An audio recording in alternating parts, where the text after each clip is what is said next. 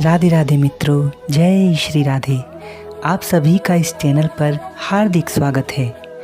इस वीडियो में हम जानेंगे अश्विन मास के शुक्ल पक्ष में पड़ने वाली एकादशी के बारे में।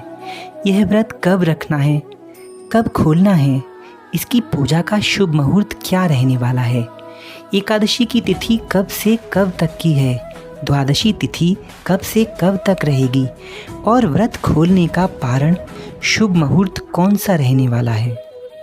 मित्रों, अश्विन मास के शुक्ल पक्ष में पड़ने वाली एकादशी को पापांकुशा एकादशी भी कहते हैं। भगवान विष्णु का एक नाम पद्मनाभ भी है। इस पद्मनाभ एकादशी के दिन भगवान विष्णु के पद्मनाभ स्वरूप की पूजा की जाती है और अगले दिन द्वादशी तिथि को ये व्रत खोला जाता है। मित्रों, पापांकुशा का अर्थ होता है सभी पापों पर अंकुश लगाने वाली, अर्थात सभी पापों को समूल उखाड़ने वाली एकादशी व्रत। पद्मनाभ स्वरूप अर्थात भगवान की नाभि से जब कमल प्रकट हुआ था और कमल से ब्रह्मा जी का उत्पत्ति हुआ था। मित्रों, पद्म का मतलब होता है कमल और नाभ मतलब नाभि, यानी भगवान विष्णु की नाभि से ही कमल की उत्पत्ति हुई थी और इसी कमल से ब्रह्मा जी, जिससे ब्रह्मा जी ने सारी सृष्टि का निर्माण किया था। इसीलिए इस दिन शेष नाग पर लेटे हुए भगवान विष्णु की नाभि से निकल रहे कमल के साथ ब्रह्मा जी की पूजा की जाती है। इस स्वरूप की पूजा पापांकुशा एकादशी को अवश्य करनी चाहिए।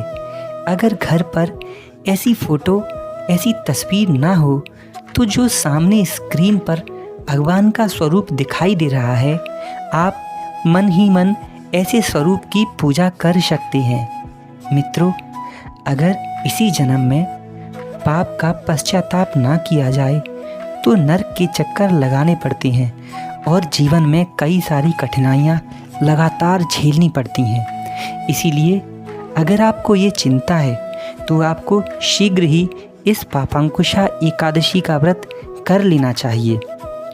इसीलिए मित्रों, आइए जान लेते हैं कि ये तिथि कब की है।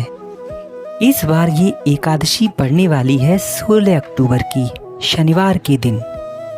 इसीलिए आपको 16 अक्टूबर शनिवार को इस पापांकुशा एकादशी का व्रत करना है। मित्रों, नियम तो वही हैं। सुबह जल्दी ही स्नान कर लेना चाहिए। एकादशी के दिन भगवान को पीले रंग के पुष्प और पीले रंग के फलों का ही भोग लगाना चाहिए। अगर ये ना हो सके तो जो भी आपके पास उपलब्ध है, आप उससे भगवान की पूजा अर्चना कर सकते हैं। और अगर आपके पास कुछ भी नहीं है तो सिर्फ सच्चे मन से तुलसी जी के कुछ पत्ते ही भगवान को अर्पण कर दीजिए। थोड़ा पानी भगवान के सामने रख दीजिए। भगवान इसी में सहज प्रसन्न हो जाते हैं। ये भगवान का ही वचन है। गीता में अर्जुन से कहा था, हे अर्जुन, पत्रम पुष्पम फलम तोयम यो ये भक्तया प्रयच्छति। अर्थात जो भक्त प्रेम से पत्र, पुष्प, जल और फल का ही मुझको अर्पण करता है, ऐसे भक्त का ये प्रसाद में प्रेम से प्रकट होकर प्रीति सहित खाता हूँ और स्वीकार करता हूँ। मित्रों, दिन भर आपको भगवान वासुदेव के ओम नमो भगवते वासुदेवाय इस मंत्र का जप करना चाहिए। चलते, उठते, बैठते, सोते, खाते, पीते। ऐसा करने से ही भगवान आपकी कई जन्मों की तपस्या पूरी कर देंगे। और मित्रों, आपको ये नियम हर एकादशी को अपनाना चाहिए। अब जान लेते हैं कि इसका पारण कब करना है।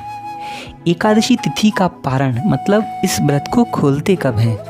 इस व्रत को अगले दिन द्वादशी को खोलते हैं और इस बार द्वादशी तिथि 17 अक्टूबर की है। इसीलिए मित्रों, व्रत खोलने का शुभ समय होता है हमेशा लगभग 6 बजे से 9 बजे के मध्य में आपको पारण कर लेना चाहिए।